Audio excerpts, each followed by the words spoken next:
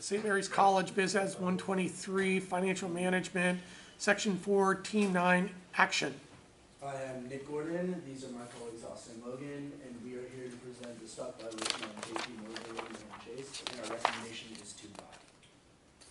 All right, quick overview of JP Morgan. We're going to go over the company analysis, the financial conditions, some stock valuations, and some recommendations. So a quick background on JP Morgan. Their headquarters are in New York City. They were formed in 2000 when Chase Manhattan merged with JP Morgan Company. JP Morgan Chase is a multinational banking and financial services holding company. They're the largest bank in the United States and the world's 6th largest in terms of assets with $2.35 trillion. The operations segment, investment banking, in 2015 the revenues in millions was around 2. Commercial was 1.6. Financial services was around 10.9, and investment management was around 2.9. The products and services that JP Morgan offers, they offer investment management, investment banking, securities, and investing and lending. In the interest of time, I'm going to skip ahead. They're leaders. The CEO is James Dimon.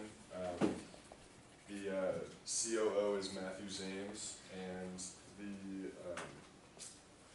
CFO is Marion Lake. We did a SWOT analysis on JP Morgan. We identified some strengths as a recognizable brand name and solid financial positioning. They have huge scale in the United States. They're a very visible brand in certain segments. They employ 250,000 people around the world.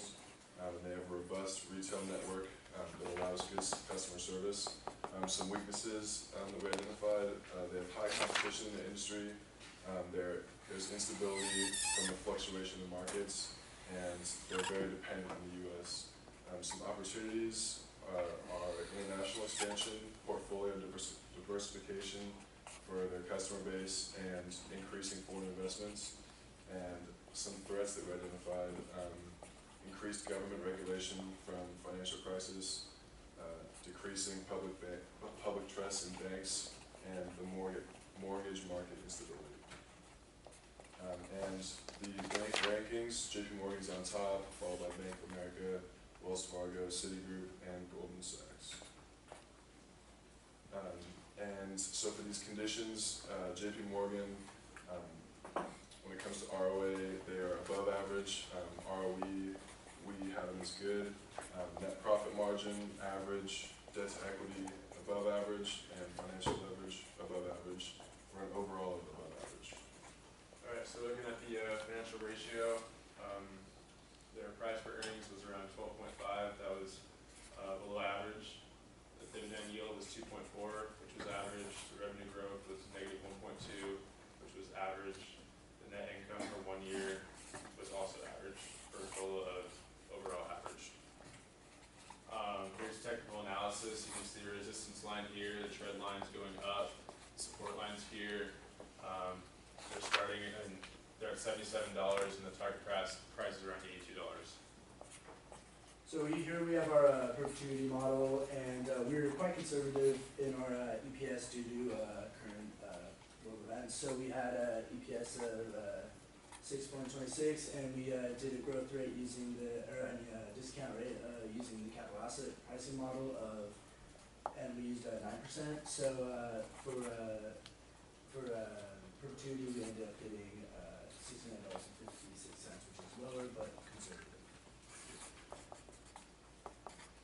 And then for our growth model, we used the same discount rate, and we subtracted 1% growth rate, and then we ended up getting $78.25, which is again still considered the gain higher.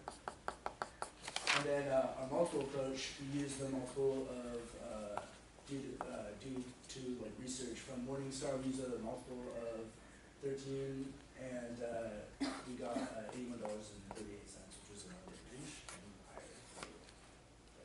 And then for our discounted cash flows, we found our weighted average cost of capital using the following numbers over here. We had a weighted average cost of capital of 8%, which we used as our discount rate. And we grew our EPS, and we were much more open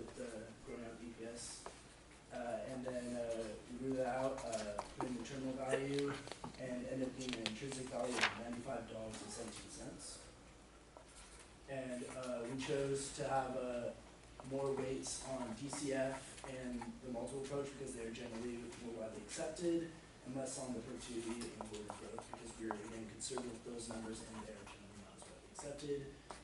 We had put all the weighted value and ended up getting a total intrinsic value of $86.79. Our recommendation is to buy this stock as our weighted intrinsic value is $86.79, which is over the current value of $70.50, which is 9% premium. And the following trades are recommended: buy forwards, buy futures, buy calls on futures, write puts on futures, and then to buy on margin, buy calls, and write puts.